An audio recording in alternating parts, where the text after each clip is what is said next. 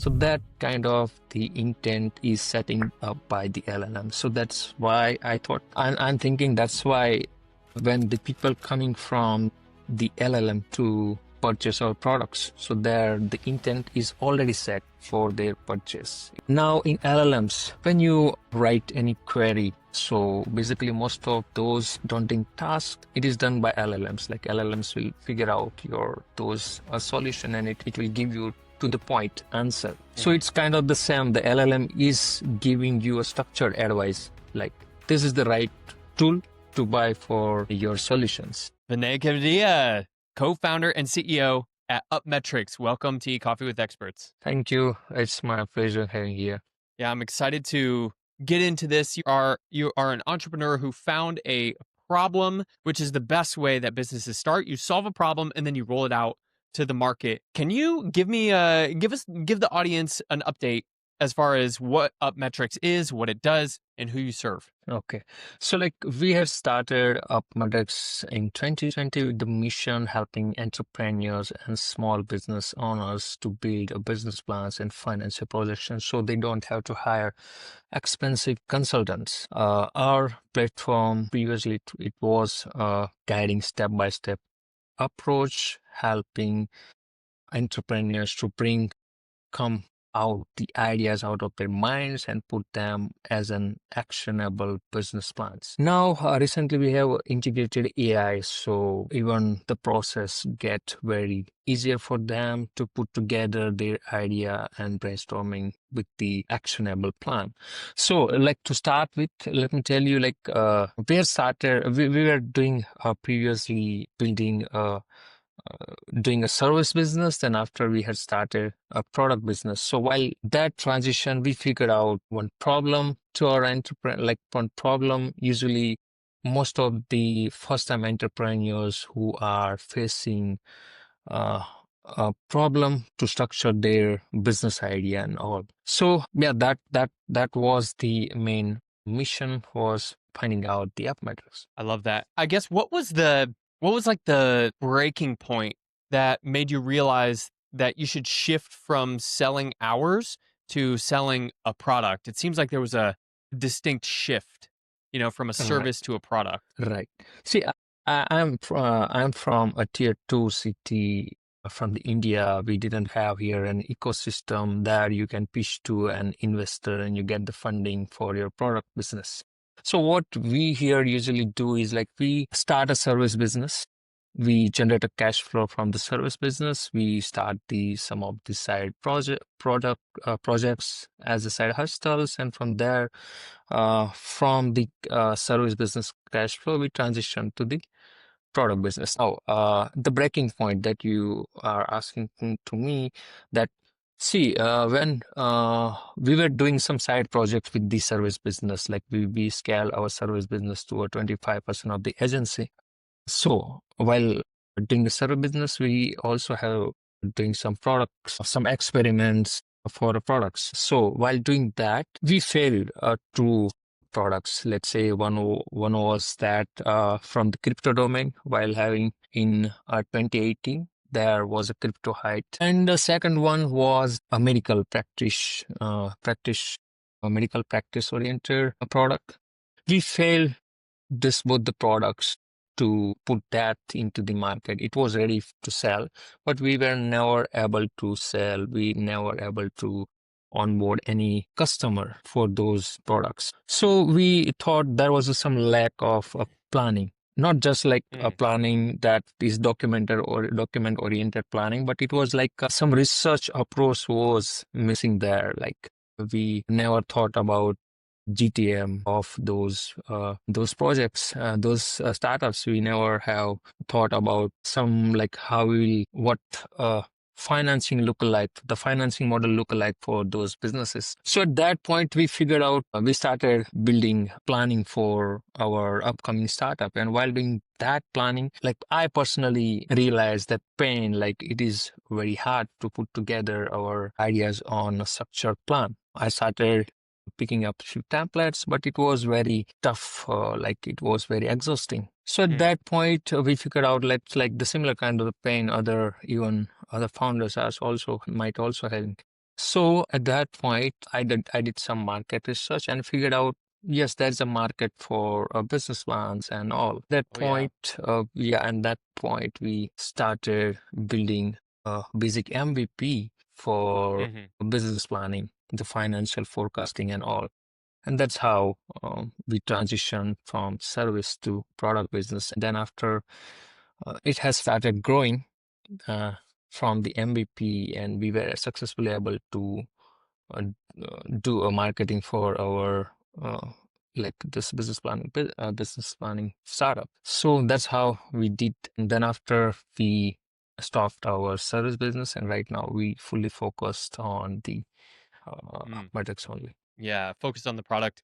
Yeah, I Yeah. love how you saw a problem for yourself, but then you're like, if I'm having this problem, there must be other people that are having this problem. And you mentioned something about go to market, which essentially is like presenting your offer to the market, like a almost like a marketing plus sales strategy. Like to me, that's what go to market strategy means right now. So you're out of that stage, I guess, like the market. I mean, you're already presenting the product, you already have clients. When you and I talked previously, you were telling me that LLMs like ChatGPT, they give you less traffic than Google still from your inbound Mhm, traffic, mhm, but the mhm. intent that come from the clients on LLMs is much higher. Tell me about that. Okay, so let me tell you, when people do a traditional search on the Google, so what the structure is like, the Google will give you them 10 blue links. They have to explore those links, and then after they have to find out the solution. Now in LLMs, when you write any query, so basically most of those daunting tasks, it is done by LLMs. Like LLMs will figure out your those solution, and it will give you to the point answer. So there, Hmm. most of the work is already done by the LLM. So you don't have to go to search those and find out your right solutions. So most of the intent is set by the LLMs. Now let's say someone who is your advisor is giving you, let's buy this product, and this one is what to purchase. So Hmm. it's kind of the same. The LLM is giving you a structured advice, like this is the right tool to buy for your solutions. So that kind of the intent is setting up by the LLM. So that's why I thought, I'm thinking that's why when the people coming from the LLM to purchase our products, so there the intent is already set for their purchase. It is like Yeah. highly nurture lead, we can say. So Highly nurtured lead. Like they already have an yeah, understanding of what they want, what they need. And then right. in order to get visibility in LLMs, in order for someone who's your ICP to maybe click on a citation, assuming that the citation is there, you've done strategies to promote in Reddit, but not necessarily promote in Reddit. But how do you, I mean, how do you create this sort of citation loop from Reddit, YouTube, and these other community platforms to gain visibility productively in LLMs? So we started focusing on AU, I guess 9 months ago. So there we observe like there is two or three platforms, usually mainly like we can say a Reddit, Quora, or the YouTube. These are getting highly cited in LLMs. So building, we started optimizing AEO for on these platforms. Like we started building citations on this Reddit, Quora, and the YouTube. So there, what we do on the Reddit is like we have a few very old accounts on the Reddit. So what we do is like we distributed these accounts over the teams, and Mm. their team is organically spending daily, like we can say 45 minutes to an hour of something to explore the Reddit and provide the helpful answers to the queries relevant to our business, our niche. Mm. So there they are organically engaging with the relevant stories over there on the Quora and the Reddit. And from there, we are generating citations for Reddit. And also we like hardly, there should be some ratio of like 80% providing the helpful answer and 20% when there's sometime a relevancy, you can mention your product, the brand mention and all. But sometime, let's Mm. say, how you can mention citations on the Reddit. Like let's say what you can do is to put the organic way of having the citation on the Reddit. Like You can write your, like when you write the comments, you can write something like, I am from, like, this is Vinay, I'm from Upmetrics, and this is my answer to your question. So that's how you can write the organic links. And sometimes when for your branded mention, if there is any query comes from the moderators, are you affiliated with this product? You have to say, yes, I'm affiliated with this product in terms of Mm-hmm. your brand mention. And also your profile, as I say, your profile handle should be for the organic brands. Your profile mention should be something like a person, or like let's say John Doyle from XYZ product. So that's how you also can have your branded mention. So that's how you also can do citations for a Reddit. And for the YouTube, like what we do is for the YouTube, usually when we publish any blog or the article, we reuse our data for different purposes, like let's say for the YouTube, for a Reddit community, when we have the community page or the Reddit. So there we also, like once we publish any blog, we also publish there some summaries as well, like the similar topic, the summary and the citations to our primary blog page. Mm-hmm. So when we have our blog page, let's say YouTube pitch deck analysis. For that, we also have prepared a quick video, that is explaining about the pitch deck YouTube pitch deck analysis. So for that, we also mention our brand name in video itself, also Mm-hmm. under the description. So most of LLM, like I guess most of are reading the transcript of those videos. So it is easy Mm-hmm. to get the citation into LLMs using YouTube videos when you will be there as a transcript of the video or the description of the video. So that's how we usually do YouTube citations. Even we put this video under this our blog page as well. One question that I had, Vinay, is on Reddit, as we all know, the moderators can be really crazy about branding. And you've already kind of addressed saying where you're from in the top of the message. Hey, I'm Vinay from Upmetrics. And then going through that, do you ever include a link to Upmetrics, or are you just trying to provide No, helpful context about business plans, no. about getting funding, or is it product specific in your response? How do you avoid getting kicked out and banned from threads? So for that, let's never include unnecessary links when not Okay. required. And sometimes, like let's say some people who are asking for some specific questions, like which is the best tool for a business planning. At the time, you can have a link, but you have to clearly mention, are you affiliated with that particular product or not, or is there any your if you have any personal experience with the tool or not.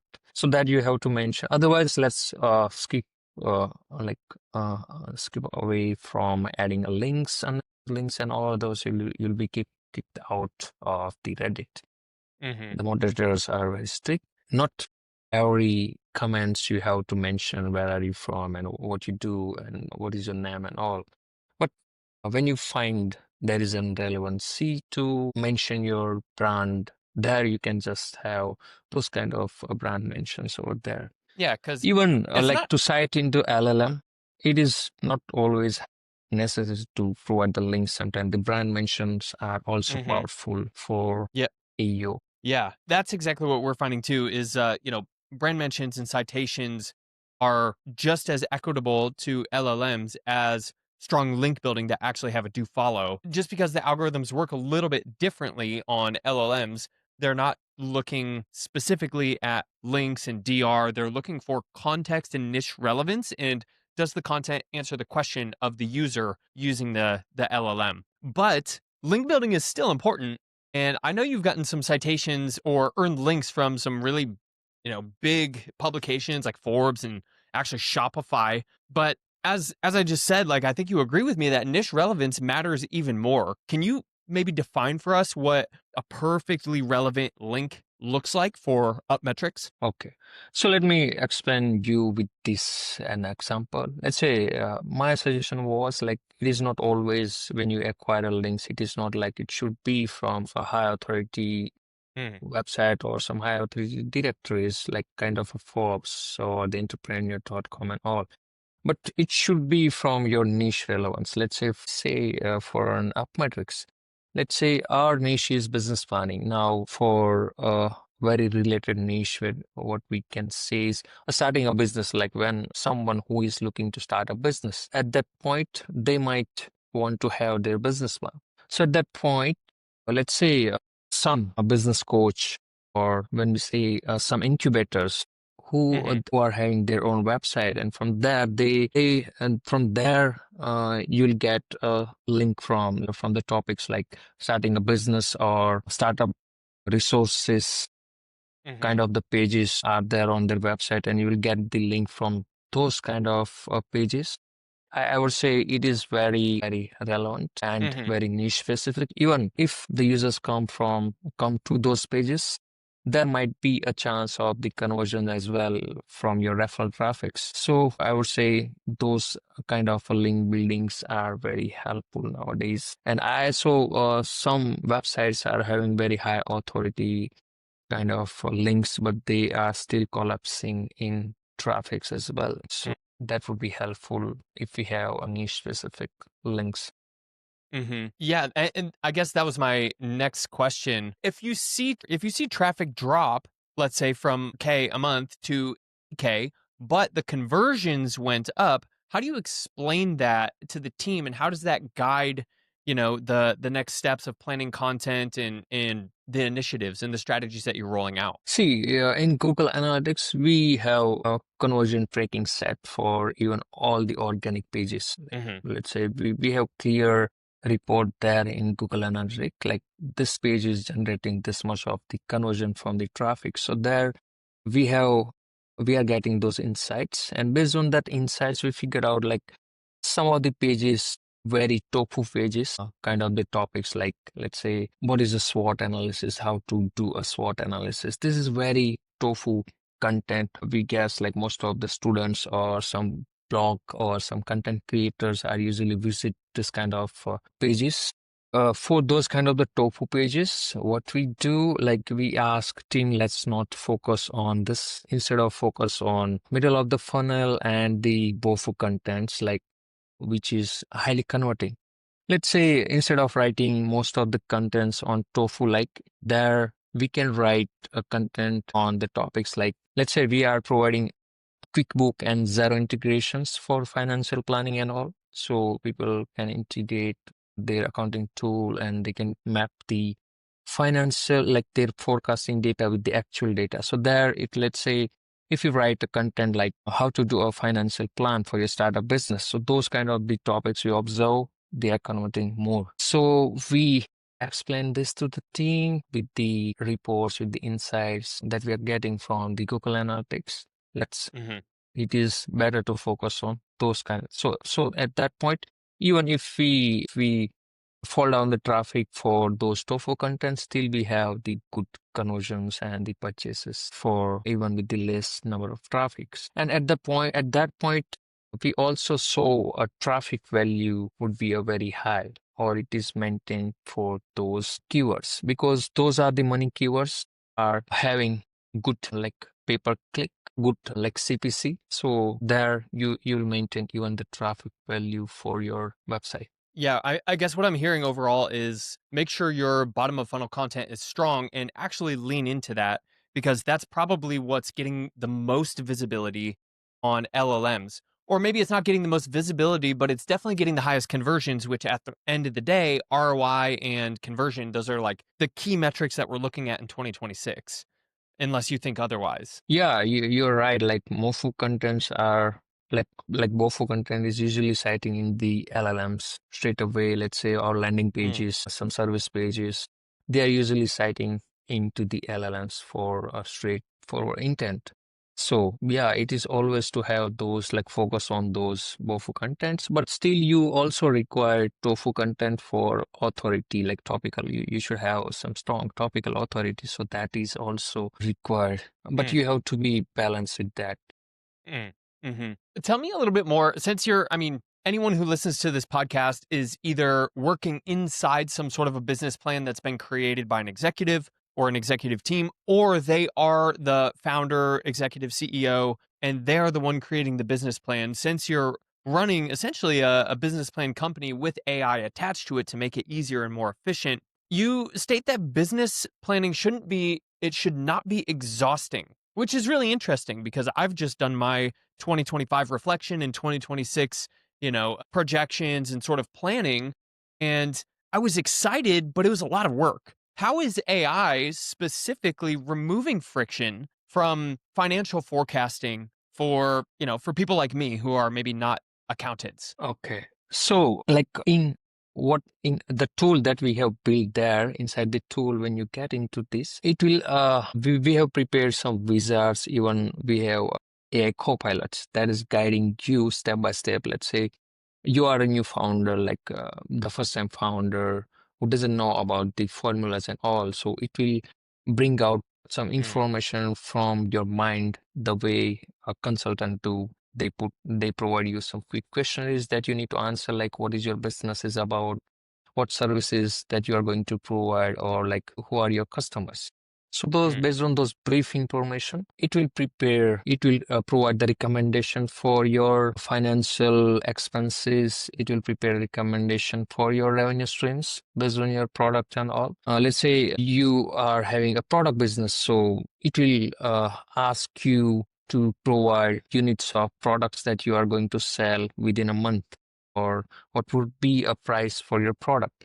Those kind mm, of the questions it will ask. Let's say it will be your service business, so it will be ask you about those, like how much you would sell, like how much pricing that you are going to set for your service package, and how many clients you will have in your service business per month. So based on those questions, it will prepare forecasting for up to 3 to 10 years. So you don't have to worry about the formulas there. All the heavy frictions will be done by our and even let's say you have some questions, the financial questions that you need to ask to get some insight from your business. Let's say by when I'm going to be a profitable. So AI Copilot will read your all the financial data or financial statement, and it will figure out you'll be a profitable after this many of months from mm, starting your business. And let's say you ask a question like why I'm seeing my cash flow very down by this or 2026. So it will provide you an insights like there is a seasonal down for this kind of the business based on the business nature. There is a seasonal down we are observing. So there they don't have to worry about those kind of the formula. Even let's say founder have some writer's block. They are not easily able to write their some like idea for their business plan. So there the LLM our AI assistants is making that work easy. mm. They are providing the first draft, and then after, of course, the founder can edit those plan and make it refine the plan for their vision. So that's how it is helping. Founder is not account say Yeah, like me. I'm definitely not an accountant, but cash flow versus ROI, that stuff would be really helpful to me, especially when planning new initiatives. I mean, even if I'm a founder and I sort of have a service or I have a product that I already have some traction, I have validation of the market, maybe I even have some clients or some sort of revenue coming in. I need to know, like, do I chase the next shiny object because it's a trend, or do I double down on what's already working? And actually, how can I run these two scenarios with the help of AI and find out, can I continue to operate the business long enough until I see, let's say, a delayed ROI 6 months down the road? Or is it going to be too risky and the costs don't outweigh the return? So all of that stuff is, man, I think you're doing great work, and it's going to help a lot of people. It already is. As we kind of wrap up here, I'm thinking, are your projections for the future, let's just cap it to 2026, in the next 12 months, what are you specifically leaning into? What are you doubling down on? And then are there any sort of new initiatives that you're doing that you're hoping to increase your ROI more than you already are experiencing? like are you asking me in terms of like a uh, growth and the marketing? Yeah, yeah. Talking about Upmetrics Yeah. and what you're doubling down on. What are your strategies this year? Okay. So this year we have both the side we have prepared a plan, the projections, like projections and all, like for the product strategy as well as the growth strategy. In terms of the products, we have a plan to launch a few more features like market research and benchmark reports. So user can easily benchmark their financial data against what is already out there in the market. And there will be a GTM strategy, the planning for a GTM, the tool that we are going to launch for to plan your startup GTM strategy. And for the growth side, we have plan. We already doing AU and all, but we also are exploring more in social media side. We never yet explored that. So we are doubling on social media and the content as well. And also we will start going to explore a sales channel that we never have yet tried. So that the cold outreach that we are going to start as in sales. Yeah, cold outreach and sales. I mean, that's talk about throwing gas on the fire is talking with prospects face to face. Just even if they read copy from the website that has been shown to highly convert, I mean, just adding a face and some active movement behind it. I know you're gonna whatever targets you have, I'm sure you're going to exceed them.